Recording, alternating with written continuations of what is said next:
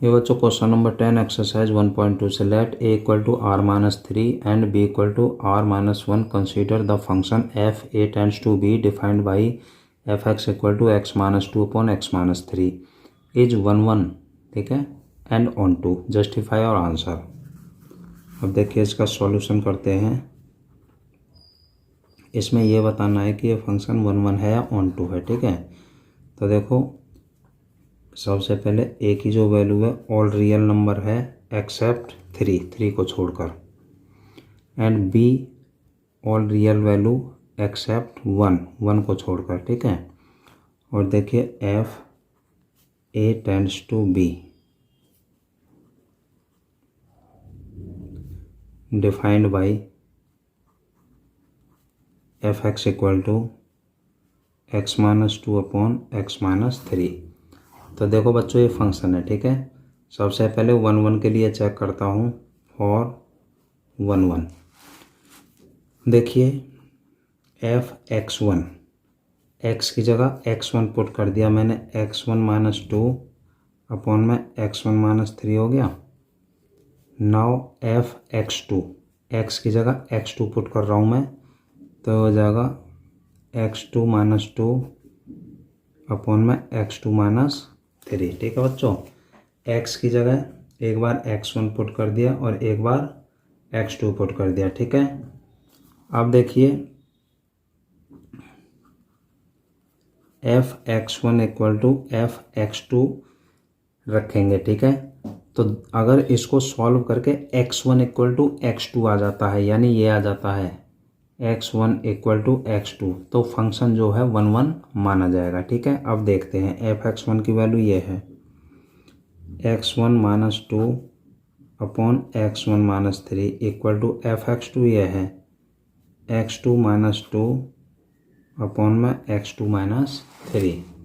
अब देखिए इसकी इससे मल्टीप्लाई हो जाएगी x1 माइनस 2 और x2 माइनस 3, इसकी इससे मल्टीप्लाई करेंगे x1 माइनस 3 और x2 माइनस 2।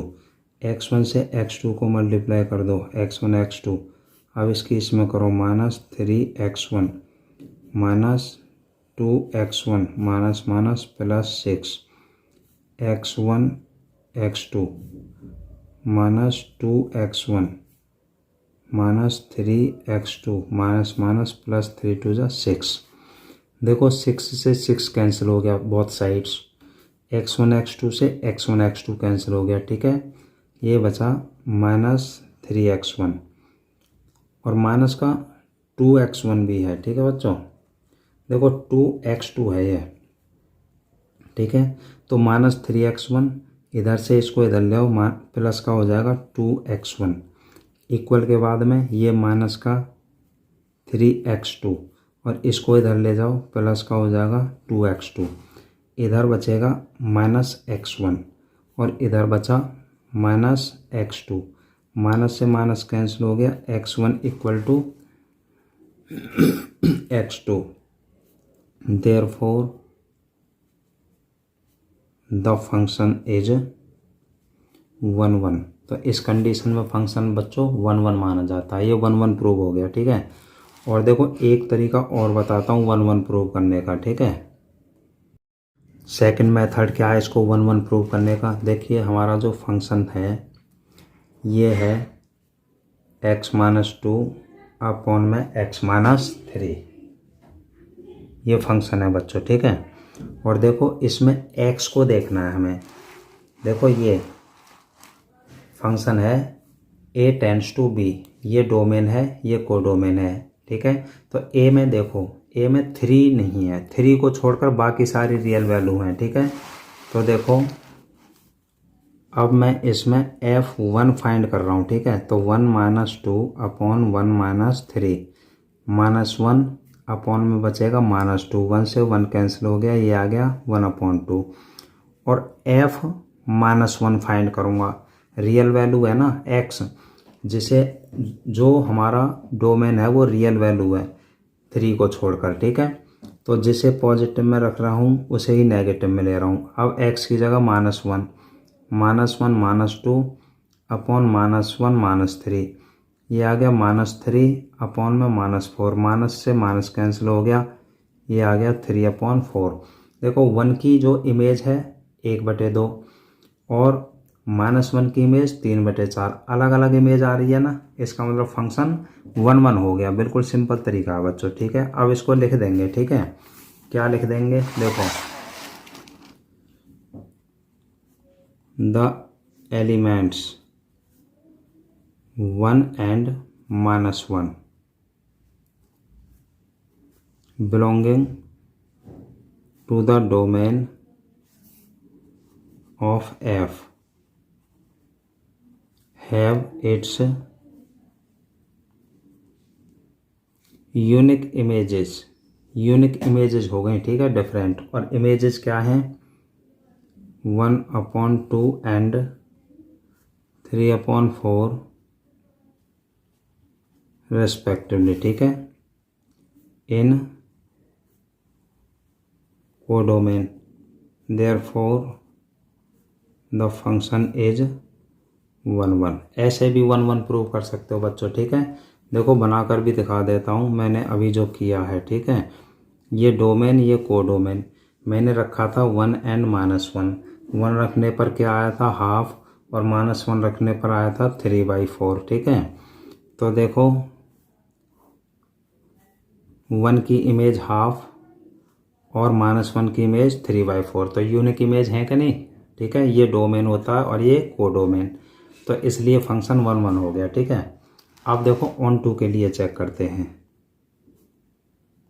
और ऑन टू के लिए क्या करते हैं, taking f(x) = y, therefore y = हो जाएगा x-2 अपॉन में x-3, ठीक है। क्रॉस मल्टीप्लाई कर दो, xy -3y = x-2।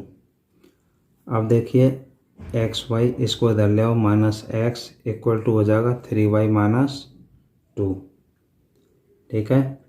तो इसमें से x कॉमन ले लो, y -1 3y - 2, और x की वैल्यू आ जाएगी 3y - 2 अपॉन में y - 1।